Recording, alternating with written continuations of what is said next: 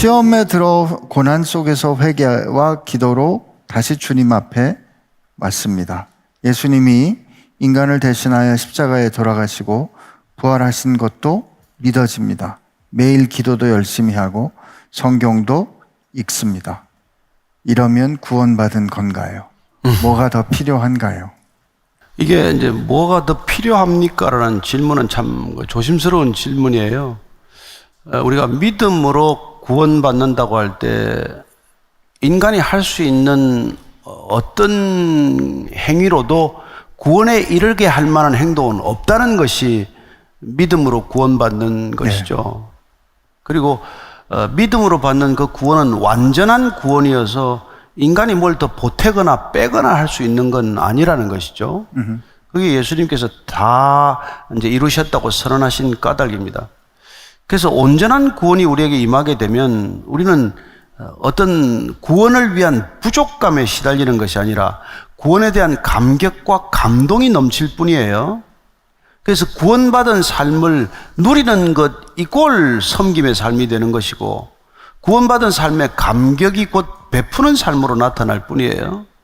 그래서 우리는 더 이상 구원을 위한 존재로서 희생하거나 헌신하는 게 아니라는 것입니다. 우리는 구원을 더욱더 확실히 담보하기 위해서 무슨 11조를 하거나 헌금하는 게 아니라는 것이죠. 따라서 우리는 구원이 우리에게 임했냐 임하지 않았냐를 확실히 알 수 있는 지표가 있다면 내가 얼마나 자유로워졌느냐, 율법으로부터 자유로워졌느냐, 그리고 얼마나 진심으로 기뻐하고 있느냐, 그런 거란 말이죠. 그래서 우리가 시편 23편 같은 걸 좀 외우셔야 할 까닭이, 그게 이제 구원이 임하는 바른 신앙의 몇 가지 인덱스, 지표를 가르쳐 주고 있기 때문에 그래요.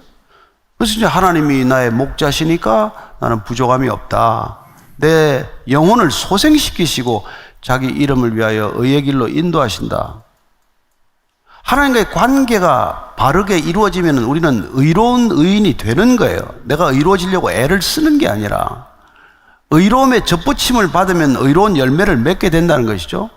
사망의 엄침한 골짜기를 지날지라도 해를 두려워하지 않는다. 여러분, 어떻게 우리가 이 두려운 세상에서 두려워하지 않을 수 있습니까?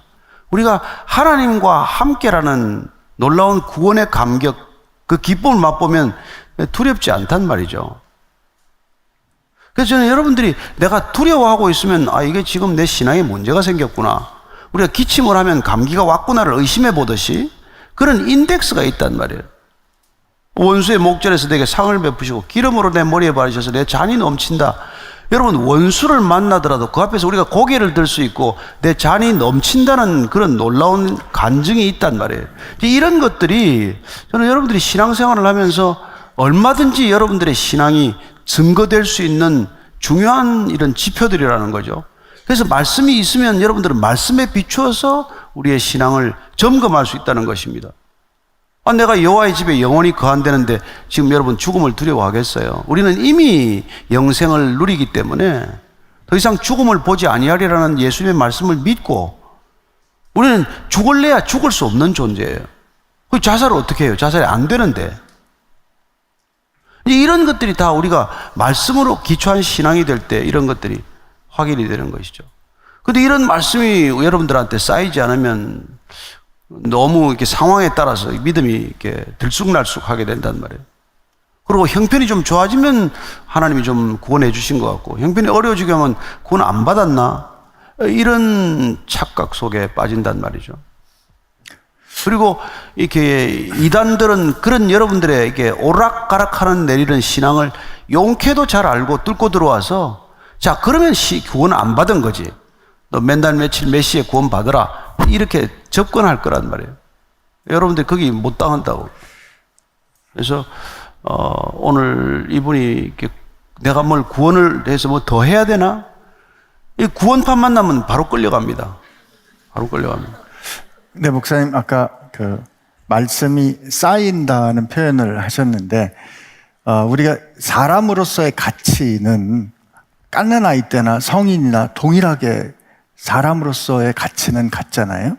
그렇지만 사람으로서 할 수 있는 기능과 역할은 어린아이 때하고 성인하고 달라지는 것처럼 구원이 우리의 능력과 어떤 행위로 이루어지는 것이 아니라면 우리가 받은 구원의 완전함은 하나님께 기인하는 거기 때문에 처음에 신앙생활을 할 때나 우리가 하나님 앞에 설 때나 우리가 받은 구원은 그 자체로 온전한 거지만 우리가 사도 바울이 내가 어렸을 때는 생각하는 게 어린아이와 같고 말하는 것이 어린아이와 같다가 장성한 사람이 되어서는 어린아이의 일을 버렸노라라고 하는 것은 우리가 하나님의 구원받은 삶이 어떠한 것이 말씀이 쌓이고 인생의 경험처럼 우리가 성장해 가면서 좀 더 확실히 우리가 알아가는 게 아닐까 하는 저는 그런 생각을 좀 해보거든요.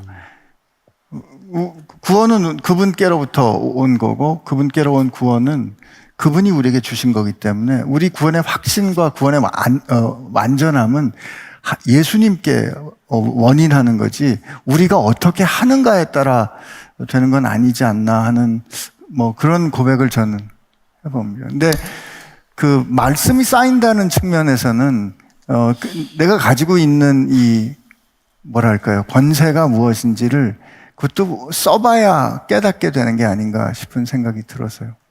저는 이제 그 말씀을 이렇게 사도 바울이 뭐 이렇게 언제까지 젖을 먹으려고 하냐, 단단한 음식을 먹어라, 이제 이렇게 얘기를 했는데, 이제 우리는 구원이라는 제가 이렇게 가장 쉽게 말씀드릴 때 새 생명이 잉태되는 사건이에요.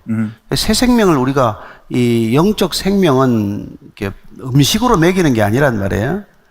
그 영이 자라기 위해서는 말씀을 먹어야 된다. 그런 뜻에서 우리는 구원받은 백성들이 구원 안에서 장성한 분량에까지 이르려면 영의 양식인 말씀을 날마다 먹어야 한단 말이에요. 근데 그 양의 양식을 점점 먹으면 먹을수록 저는 여러분들이 체질이 든든한 신앙, 믿음이 흔들리지 않는 굳건한 신앙이 될 것이라고 믿는 거죠. 그건 내 생각에 좌우되는 신앙이 아니라 하나님이 해주신 말씀에 따라 우리가 반응하는 신앙이 되기 때문에 그렇다는 것입니다. 그래서 우리의 신앙을 놓고 우리의 생각이나 상황을 적용하지 않는다는 거예요.